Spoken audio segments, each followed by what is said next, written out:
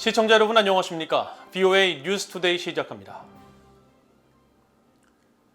러시아의 우크라이나 침공 사태와 중국의 도전을 정면으로 다루면서 회원국들의 굳건한 협력을 강조한 북대서양 조약기구 나토 정상회의가 30일 막을 내렸습니다.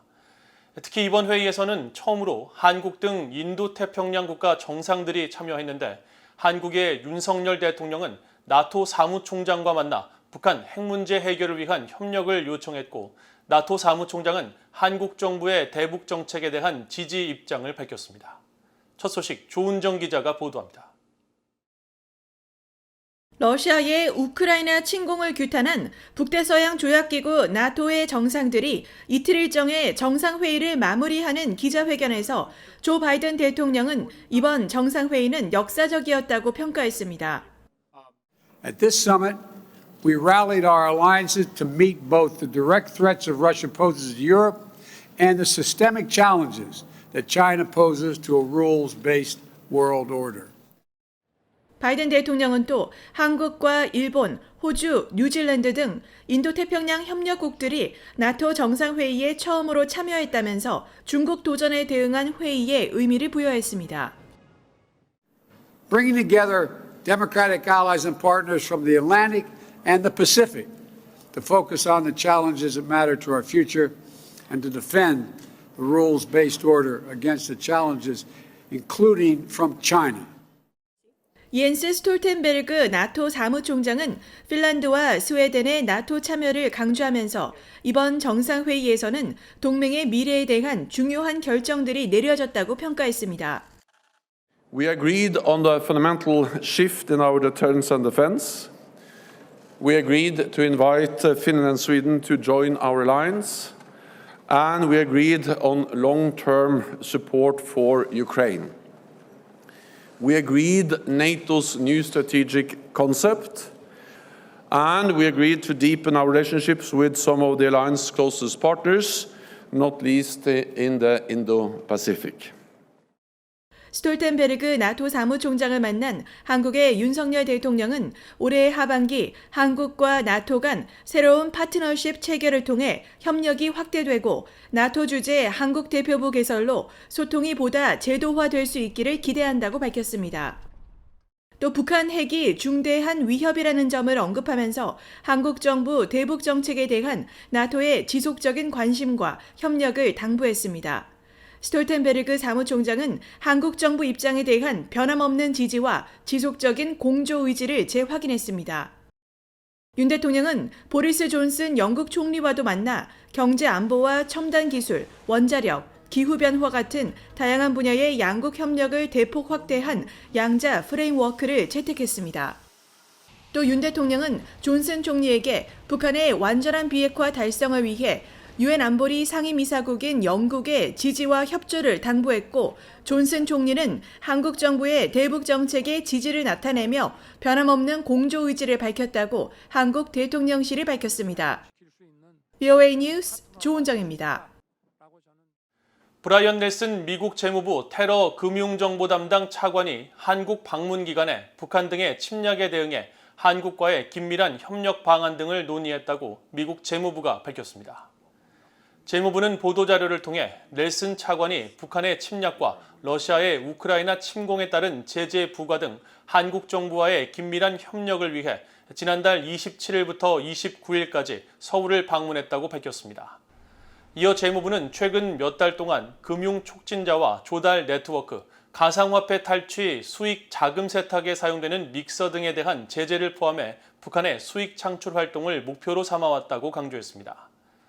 재무부는 넬슨 차관의 방안에 이어 제닛 옐런 미국 재무장관이 오는 19일부터 이틀간 한국을 방문할 것이라면서 옐런 장관은 한국 등 신뢰할 수 있는 경제 파트너와의 우호 관계를 포함해 미국과 전 세계 소비자 물가 인하를 위한 강력하고 탄력적인 공급망 구축 방안을 논의할 것이라고 밝혔습니다. 미국 국무부는 최근 공개한 일본 관련 통합 국가 전략의 목표로 미일 동맹의 현대화와 미한일 삼각공조 강화를 제시했습니다. 각국 주재 미국 공관이 4년간 집중할 목표를 제시하는 통합 국가 전략은 주일 미국 대사관이 동맹의 현대화와 세계화를 위한 전략적 목표를 증진하고 새로운 전략적 경쟁의 시대에 필요한 동맹의 역할과 임무, 역량을 다시 규정할 것을 지시했습니다. 그러면서 현재 미일 동맹은 여러 면에서 냉전 후 모델에 갇혀 역내 전략적 상황과 부상하는 위협에 대한 인식이 충분하지 않다고 지적했습니다. 또 중국과의 전략적 경쟁의 시대를 맞아 일본과 정보 역량을 개선하고 일본 자위대의 역할과 임무, 역량을 확대하며 일본의 국방 예산을 미래의 위협에 집중하도록 미국이 도와야 한다고 밝혔습니다. 통합국가 전략은 이어 미일 동맹은 미국의 북대서양 조약기구, 나토와 한국 등 다른 동맹들과 보다 긴밀하게 연계해 상호 지원을 할 수 있어야 한다고 밝히고 미한일 삼각공조 강화를 목표로 제시했습니다. 미국 하원 세출위원회가 새 회계연도에도 북한 관련 예산 지출을 금지하는 내용이 포함된 예산안을 승인했습니다. 북한에 대한 무력 사용에도 예산 지출을 제한했는데 북한에 묻혀있는 미군 유해 수습과 신원 확인을 위한 예산 지출에는 예외 규정을 적용했습니다. 이조은 기자가 보도합니다. 미국 하원 세출위원회가 최근 승인한 2023 회계연도 국무예산안에 첨부된 위원회 보고서입니다. 세출위원회는 보고서에서 한국, 일본과의 3국 관계를 확대할 것을 국무부에 독려한다고 밝혔습니다. 의회 국무예산안 보고서에 미한일 3국 공조 강화를 촉구하는 내용이 들어간 건 이번이 처음으로 바이든 행정부가 최근 박차를 가하고 있는 미한일 3국 관계 강화에 대해 의회 차원에서도 더 독려를 한 겁니다. 세출위는 또 한국과의 수출 통제 체제 관련 공조를 촉구하는 러시아와 중국을 염두에 둔 문구도 보고서에 담았습니다. 국무장관은 한국과의 수출 통제 체제를 조화시키기 위한 노력을 세출위에 보고하라고 지시한 겁니다. 또 국무장관은 외국의 착취로부터 전략 상품 및 기술 데이터를 더 잘 보호하기 위한 권고안을 제공할 것도 요구했습니다. 위원회는 전년도와 마찬가지로 국무부가 향후 미국 이산가족 상봉 가능성에 대비하도록 하는 내용도 보고서에 포함했습니다. 향후 미국 이산가족 상봉에 대비해 한국계 미국인 지역단체와 협의해 북한에 있는 가족과 만나길 원하는 한국계 미국인을 파악할 것을 촉구하는 내용입니다. 세출위는 이어 한국에서 논란이 되고 있는 윤석열 정부의 여성가족부 폐지 가능성에 대한 우려 입장도 보고서에 담고 국무장관은 한국 내 여성권과 성평등 신장을 위한 노력에 적극적으로 관여할 것을 촉구했습니다. 국무예산과 별도로 최근 7,617억 달러 규모로 승인된 세출위의 국방 예산안에는 북한 정부에 대한 지원이나 각종 비용 지급에 예산을 일절 사용하지 못하도록 하는 내용이 담겼습니다.